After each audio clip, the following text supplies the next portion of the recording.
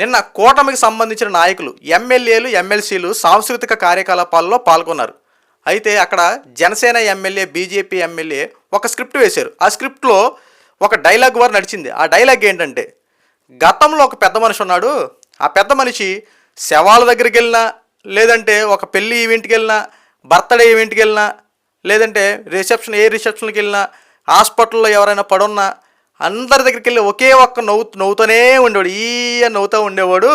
అతన్ని 11 అని కూడా అంటారని చెప్పి ఈ డైలాగ్ వారు నడిచింది. అంతే. ఈ డైలాగ్ వారిని పట్టుకొని ఈ రోజున ఆ జనసేన ఎమ్మెల్యే ఎవరైతే స్క్రిప్ట్ చేశారో ఆ జనసేన ఎమ్మెల్యే ఇంటి దగ్గర, ఇదిగో మా యొక్క జగన్మోహన్ రెడ్డిని అంటావా, మా వైసీపీ పరుగునే తీస్తామంటూ పెద్ద ఎత్తున ఆందోళన చేస్తూ ఉన్నారు. కనీసం అసలు దీంట్లో ఏమైనా ఉందండి? అదొక స్క్రిప్టు. ఆ స్క్రిప్ట్లో సాధారణంగా చేసినటువంటి ఆ స్క్రిప్ట్ని పెద్ద భూతత్వంలో పెట్టుకొని చేయడం ఎంతవరకు సమంజసం ఒకసారి ఆలోచించండి. ఒకసారి ఇదే నిజమైన అనుకుంటే, గతంలో వైఎస్ఆర్సీపీ పార్టీ వాళ్ళు ఈ కూటమిలో ఉన్నటువంటి అభ్యర్థులు ఎంత దారుణంగా ఇబ్బందులు పెట్టేవారండి. సిద్ధం సభల్లో జగన్మోహన్ రెడ్డి, టీడీపీకి సంబంధించినటువంటి చంద్రబాబు నాయుడు గారిని, జనసేన పార్టీకి సంబంధించినటువంటి పవన్ కళ్యాణ్ గారిని, అలాగే నారా లోకేష్ వీళ్ళందరి ఫోటోలని అక్కడ పెట్టి ఆ ఫోటోలతో చెప్పులు ఇటు కొట్టించిన రోజులు గుర్తు రావట్లేదా? చెప్పులతో కొట్టించాడు అవన్నిటిని, ఆ ఫోటోల్ని. మరి అవన్నీ ఏమంటారండి? ఎంత దారుణంగా మీరు ట్రోలింగ్లు చేసేవారు. అసలు అసెంబ్లీలో నారా భువనేశ్వరి గారిని ఎంత దారుణంగా అవమానించారండి. మరి ఎన్ని మీరు అప్పట్లో ఎలా మర్చిపోయారు? ఈ రోజున చేసిన చాలా స్క్రిప్ట్ కదా. దాంట్లో ఒక పేర్లు కూడా మెన్షన్ చేయలే. మీరు చంద్రబాబు నాయుడిని ఉద్దేశించి, పవన్ కళ్యాణ్ని ఉద్దేశించి, నారా లోకేష్ గారిని ఉద్దేశించి, ఆఖరికి కూటమి అభ్యర్థులు ఉద్దేశించి ఎంత దారుణంగా ట్రోలింగ్లు చేసేవారు గతంలో. అసభ్యకర మాటలు, నోటికి ఎంత వస్తే అంత తిట్టడాలు, ఇంట్లో ఆడవాళ్ళని తిట్టడాలు. మరి అన్నిటిని పోలిస్తే ఇది పెద్ద విషయమా? అసలు ఇందులో ఏమైనా ఉందా? కాజ్ ఏమైనా ఉందా? ఏదో సరదాగా స్క్రిప్ట్ చేశారు, జస్ట్ ఫన్, అక్కడితో అయిపోయింది అంతే తప్ప అక్కడ వ్యక్తిగతంగా ఇంకెవరినే ఉద్దేశించే మాట్లాడలేదే. అలా చేసాడు, ఇలా చేసాడని చెప్పి మాట్లాడలేదే. ఎంత దారుణంగా చేసినటువంటి మీరే ఈ రోజున కాళ్ళు రెగరేసుకుని తిరుగుతున్నారు కదా. ఈరోజు చేసింది ఏం లేదు కదా. ఈ మాత్రం అక్కడికి వెళ్ళిపోయి మేము వాళ్ళని ఎవరినో వదిలిపెట్టం, బెదిరిచ్చేస్తే బెదిరిపోతారనుకుంటారండి. జరిగింది అక్కడ ఏం ఫాల్ట్ లేదు. ఏదో జరిగిపోయిందన్నట్టు ఎలివేషన్ క్రియేట్ చేసి రాష్ట్రంలో అలజలు సృష్టించేలా ప్రతి దాన్ని పాయింట్అవుట్ చేయడం వల్ల ఉపయోగం ఏమైనా ఉందా? అసలు జరిగిన కాజు అసలు చిన్న 11 నెంబర్ ఏమైనా మీకు రాసి ఇచ్చేసారా? 11 అంటే మీరేనా? క్రికెట్ టీంలో 11 మంది ఉంటారా క్రికెట్ ఆడే టీంలో? మరి దీని అది అనుకోవచ్చు కదా. అసలు ఏది అంటే రాష్ట్రంలో 11 అని ఒక నెంబర్ ఉంటుంది, ఏకంగా జగన్మోహన్ రెడ్డికి వర్తిస్తుందని చెప్పి ఫిక్స్ అయిపోయారండి. అసలు వాస్తవాలు తెలుసుకోవాలి కదా. ఈరోజు ధర్నా చేయడానికి అసలు మరీ దారుణంగా అక్కడ వెళ్ళిపోయి అక్కడ ఆ ఫ్లెక్స్లను అక్కడ చింపేయడం, రచ్చరచ్చ ఇస్తూ ఉన్నారు. మరి వీటిని ఏమంటారు?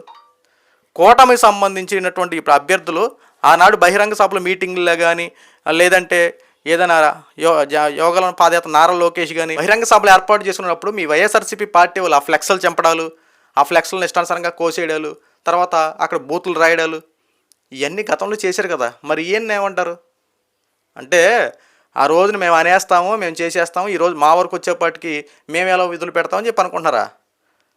వాస్తవాలు ప్రజలు చూశారు సార్. ఇలాంటి వ్యవహారాలు చేయబట్టే గతంలో మీకు 150, 160 సీట్లు వచ్చినాయి. మీకు ఈ రోజున కేవలం 11 సీట్లు వచ్చినాయి. అంటే ఇలాంటి పనులు చేయబట్టే. కనీసం ఈ రోజున అదేంటి చిన్న స్క్రిప్టా?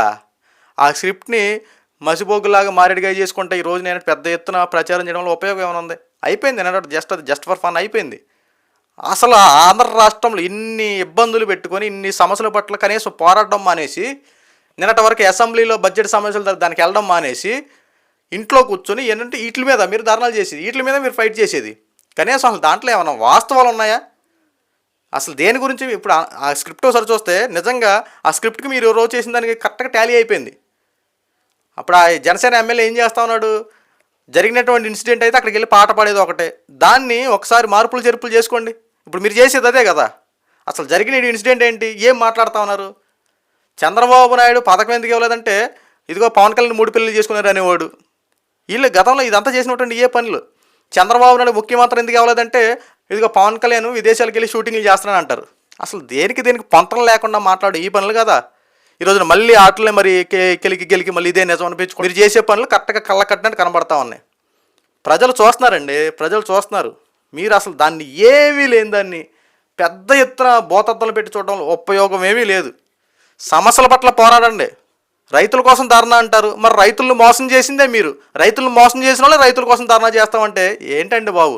యువత పోరంటారు, యువతలు గతంలో నిరుద్యోగ అవకాశాలు కల్పించకుండా యువతలు మోసం చేసిందే మీరు, మళ్ళీ యువతల కోసం పౌరని చెప్పి మీరే ధర్నాలు చేస్తారు. కరెంటు ఛార్జీలు పెంచింది మీరే, కరెంటు ఛార్జీల కోసం ధర్నా చేస్తారు. కరెంటు ఛార్జీలు తగ్గించాలని చెప్పి మీరే ధర్నా చేస్తారు. ఏంటి సార్ ఇది? గతంలో దొంగతనాలు చేసింది నేనే, ఇప్పుడు దొంగగా ఉండలేదు, దొంగగా మారిపోయాను, వేరే ఒకటి దొంగ అని చెప్పి పక్కనోడి మీద తోదనట్టుంది మీ పనులన్నీ. అసలు ఈ రోజున జరిగినటువంటి ఇన్సిడెంట్ ఏంటి, మీరు చెప్పేటువంటి మాటలు ఏంటి? కనీసం పొంతన ఉండాలి కదా. అరే మనం ఏదైనా ఒక పాయింట్ లేవనెత్తుతున్నామంటే దానికి సంబంధించి ఎవిడెన్స్ కరెక్ట్గా ఉండాలి కదా. ఆంధ్ర రాష్ట్రంలో ఇన్ని సమస్యలు పెట్టుకొని ఇన్ని విధాలుగా ఉంటే అసలు దాని గురించి మాట్లాడడం మానేసి, అదిగో నా మీద ఎవడో స్క్రిప్ట్ చేసాడు, ఇదిగో నా మీద పలానోడు ఎలా మాట్లాడాడని చెప్పి వీటి మీద టిబెట్లు పెట్టుకొని మాట్లాడడం, వీటి మీద చేయడం అంత అవసరమా? కనీసం విషయాలు కూడా మాట్లాడిన పరిస్థితుల్లో మీరు ఉన్నారంటే ఇక ప్రతిదాన్ని బోతద్దలు పెట్టి చూసేటట్టు ఉన్నారు. రేపు పొద్దున ఎలా ఉంటుందంటే చంద్రబాబు నాయుడు గారు ఇదిగో జగన్మోహన్ రెడ్డి పేరెత్తాడు, అందుకే జగన్మోహన్ రెడ్డి పేరు ఎందుకు ఎత్తామని చెప్పి దాని మీద కూడా ధర్నాలు చేసేటట్టు ఉన్నారు. పవన్ కళ్యాణ్ గారు ఏదైనా మాట్లాడుతున్నప్పుడు జగన్మోహన్ రెడ్డి పేరు ఎత్తారు అనుకో, ఇదిగో పవన్ కళ్యాణ్ కూడా జగన్మోహన్ రెడ్డి పేరు ఎత్తారని చెప్పి దాని మీద కూడా ధర్నాలు చేసేటట్టు ఉన్నారు. ఆంధ్ర రాష్ట్రంలో సమస్యల కోసం మాట్లాడకుండా వాళ్ళు ఇలాగ అన్నారు, వీళ్ళు ఇలా చేసి అలా చేసి చెప్పడం కూడా అనవసరంగా ఉంది.